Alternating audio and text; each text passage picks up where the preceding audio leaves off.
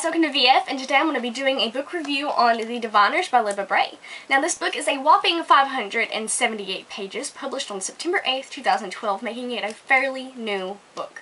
And if you haven't read this, you need to, because first of all, it's the cat's pajamas, it's the elephant's eyebrows. This rocked my world. I love this book.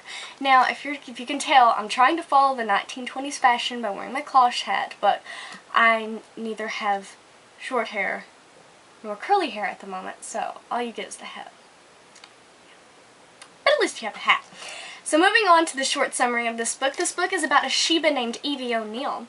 Now Evie has a special party trick that she does, especially when she drinks way too much Google water. And she does this special party trick, revealing a scandalous secret about someone in the town and ruining the reputation of her family. Now her mother believes it's a good idea to send Evie to her uncle, who runs the Museum of the Creepy Crawlies in New York. Yes, why don't we just send our alcoholic daughter to New York where there's tons of speakeasies? Because that's a good idea. Yeah. Not the point. Now, Evie believes going to New York is going to be full of parties and drinking and spending time with her friend Mabel, but little does she know that once she gets there, there is a series of killings that are randomly happening all over New York. Now, her uncle is asked to help because the murders seem to be tied to the occult, and since his museum deals with the occult, they believe that he might be very valuable to their investigation. And Evie believes that with her special party trick, she can help figure out who the murderer is, help it come to an end, help it stop. Now, Evie as a character.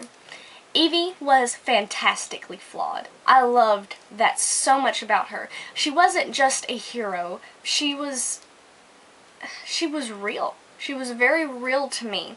She was sassy and lovely and sarcastic, but she was also very selfish, and she loved attention. She was very nicely developed. She was such a strong, independent character, and if anything had to be done, Evie would do it herself. She would not wait on anybody else, and I loved that about her. Now, there's also another character. His name is Memphis. He lives in Harlem, or near Harlem, and he's a number runner in the 1920s. And he's also nicely developed, but I wish that Libba Bray might have jazzed up his chapters a little bit more, because I wanted to get to know him better, but sometimes his chapters weren't as interesting to me as Evie's, and I wish that there had been a little bit more in his chapters. Maybe that's just me. But he was nicely developed. He showed the difficulty of being black in the 1920s. He was troubled and beautiful, and I love that. Now let's talk about Jericho. Jericho is supposed to come off as this silent, mysterious, tough guy, and you do eventually learn his story, but you don't really know how Jericho's mind works and the way he thinks. Not completely, and that's why I cannot wait for the other books in this saga to further know Jericho at a different level, because he seems like he's going to be a very complex and very interesting character, and I'm already very excited about this development. And now let's talk about Theta. Theta is a Ziegfeld girl. She's an actress and a dancer, and she's very sassy and very sure of herself. She is every flapper's role model. Now, after you learn her story and where she came from and about her abilities, you grow more respect for her, and you can see her more as a person instead of as a model. Then you have her friend Henry, who helped save her. And you don't really know Henry from the level of Henry, you know Henry from the level of Theta, and that's why I cannot wait for further books to know Henry from Henry, not Henry from Theta. And then you have Will, who is just more of the parental guide. I mean, you get to know him somewhat at a deeper level, but not as deep as I'd wished, which, if you got to know all these characters at a deeper level, this book would be way longer than 578 pages, and that's long enough in itself. So she's probably saving these for the books to come. I'm just letting you know about this one in particular. Her best friend Mabel is more of the goody two-shoes in the 1920s. She's the girl that wants to be out there, but she can't bring herself to be on the flapper level. Her parents run a lot of riots and a lot of protests, but she's in her parents' footsteps. She's not really her own person, and I think she's too scared to be. And maybe we'll see more development from Mabel in other books, and I want to see how this affects her and if she becomes this person. You also have Sam Lloyd. Sam Lloyd is a petty thief, and I loved him. I loved him. I loved him. If it was possible to be team anybody, I would be team Sam. But he's the bad boy, so that's probably why. Yeah. I loved his character. I loved how he was so sure of himself and he was going to get that girl. And I loved his special ability and he was just fantastic. I loved him. I loved him so much. Evie, you need to be with Sam. I love Sam. I love him. I can understand why she isn't. You'll understand that later on too. Now I'm rambling. Okay, so then we have Naughty John. Naughty John is the villain of the story and he is absolutely fantastically villainous. Like, when I closed my eyes at night, I could see Naughty John. There was a few nights that I had a hard time sleeping because I would even dream about Naughty John. He left me imagining these monsters in the dark, and he was one of the best villains I've ever read about. Not even kidding you. He was. He was deliciously nasty. I loved Naughty John. Loved him. Loved him, loved him. He was probably my second favorite character after Evie. I loved him. Now let's talk about the plot.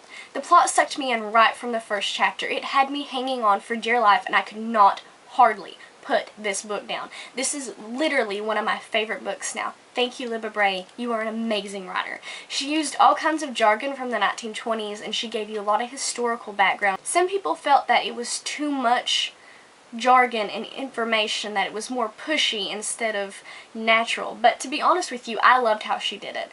It made me actually feel like I was a part of the 1920s, like I knew what they were talking about. I was right there.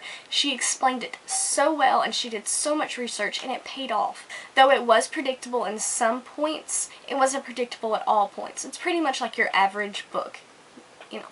Same thing.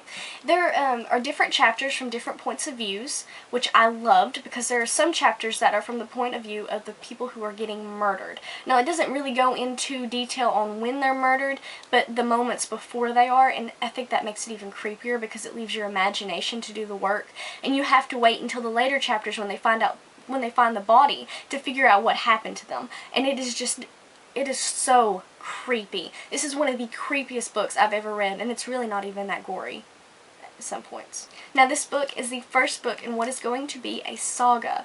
I know, I am absolutely and completely thrilled about this. This is going to be wonderful.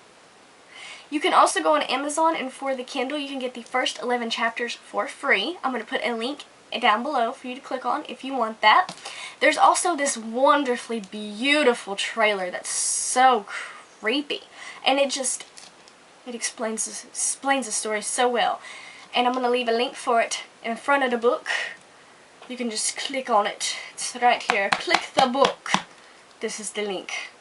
Linky linky. I would give this book, absolutely give this book, a 5 stars. If you have not read this book, you need to read this book. Go read it now. Go, go, go. And if you don't have the money, go get the first 11 chapters and then go get it. I command you. Now, I really did enjoy this book, and I plan on rereading it sometime very soon. Don't forget to like and subscribe, and leave me a comment in the comment section below telling me if you had a special ability, what would your special ability be? Thank you guys so much for watching. You guys are positively the bee's knees, and I hope you have a very nifty night. See you guys. I have a secret surprise. PV Rosie says bye, guys. Bye.